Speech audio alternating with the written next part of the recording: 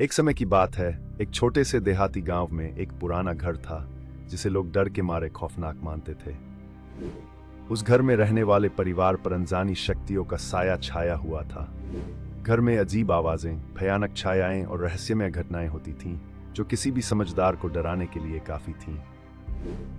परिवार के पिता, जो एक कलाकार थे, अपनी चित्रकला में एक बार एक भयानक घोड़ा बना रहे थे कि अचानक उनके हाथों में दर्द होने लगा। उनकी त्वचा फटना शुरू हो गई। वे अक्सर अपने आप ही खौफनाक चित्र बनाते चले गए, जिनमें सफेद खून की तरह लाल आंखें और कटे फटे शरीर दिखते थे। एक दिन उनके पड़ोसी ने बताया कि घर के पास एक पुराना किला था जहां कई खून खराबे और आत्महत्याएं हुई थीं, और इस जगह का इतिहास सैटेनिक पूजा से जुड़ा हुआ था। कुछ इतिहासकारों का मानना था कि इस घर में रहस्य और बुरी आत्माएं वास कर रही हैं। एक दिन एक अज्ञात आत्मा ने परिवार के बच्चों को डराने के लिए घर में प्रवेश किया और एक अंधकारमय छाया ने घर को घेर लिया जिसका सिर पक्षी का था। उस रात घर में बिजली का मीटर अनायास ही तेजी से घूमने लगा और बच्चे चीखने लगे।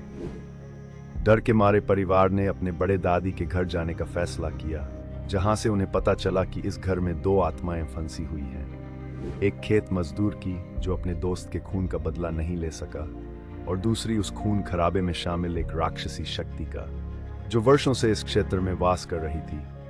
उस आत्मा ने बताया कि वह ऐसे ही खून खराबे और जादू टोना के कारण फंसी हुई है।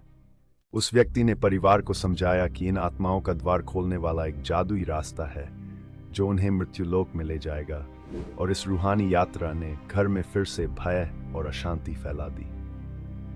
एक नायक नामक भूत प्रेत विशेष ने घर का दौरा किया और बताया कि यहाँ कई प्राचीन आत्माएं थीं, जिनमें से एक की हत्या किसी रहस्यमय तरीके से हुई थी और उसकी आत्मा अब यहाँ भटक रही थी। उस यात्रा के दौरान वह आत्माएं अपने घावों और दर्द के कारण नहीं निकल सकीं। उसने परिवार को समझाया कि इन आत्माओं को मुक्ति दिलाने के लिए उसे एक जादुई रास्ता खोलना होगा। लेकिन जैसे ही वह आत्मा अपने अंतिम संस्कार की तैयारी कर रहा था, घर में फिर से बहुत अधिक अंधकार और भय फैलने लगे।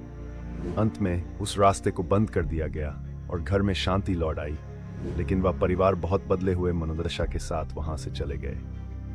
वर्षों बाद उस घर का नाम अब केवल इतिहास में रह गया, और उस घर की कहानियां आज भी डर और रहस्य का प्रतीक हैं। ये कहानी हमें सिखाती है कि कभी-कभी हमारे अपने भय और अंधविश्वास ही सबसे बड़ा खतरा बन जाते हैं, और वास्तविकता और कल्पना के बीच की सीमा धुंधली हो जाती है।